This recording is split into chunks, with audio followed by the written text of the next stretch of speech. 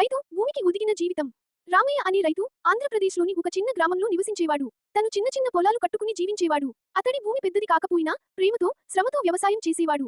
వానకాలంలో విత్తనాలు వేయడం, ఎండల్లో పంటల్ని కాపాడడం, ప్రతి దశలో జాగ్రత్తగా వ్యవహరించడం అతడి నిత్యకృత్యం. రామయ్యకు వ్యవసాయం అంటే మక్కువే కాదు, అది తన జీవితం. రోజూ తెల్లవారిన దగ్గర నుంచే పొలానికి వెళ్లి పని చేయడం, చెమట చిందించి భూమికి జీవం నింపడం అతడి ఆనందం. కానీ ఆ సంవత్సరం పరిస్థితులు మారిపోయాయి.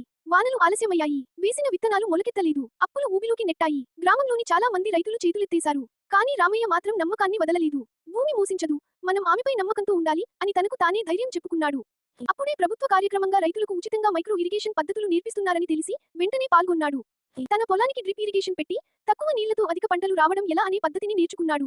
ఆ సంవత్సరం మొదటిసారిగా రామయ్య తన పొలంలో మిరప కూర్చాడు. నీటి వినియోగాన్ని సరిగ్గా నియంత్రించి సేంద్రియ ఎరువులు వాడాడు.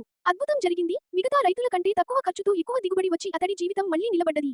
రామయ్య విజయాన్ని చూసి ఇతర రైతులు ఆశ చిగురించడంతో అతని దగ్గరకు వచ్చి సలహాలు తీసుకోవడం మొదలుపెట్టారు. రామయ్య తన అనుభవాన్ని ప్రతి ఒక్కరితో పంచుకుంటూ సాంకేతికతను ఉపయోగించి వ్యవసాయంలో ఎలా అభివృద్ధి సాధించాలో గ్రామంలోనే ఒక చిన్న శిక్షణ కేంద్రం కూడా ప్రారంభించాడు. చివరికి రామయ్య కేవలం ఓ సాధారణ రైతుగా కాక మార్పును తీసుకురాగల నాయకుడిగా ఎదిగాడు.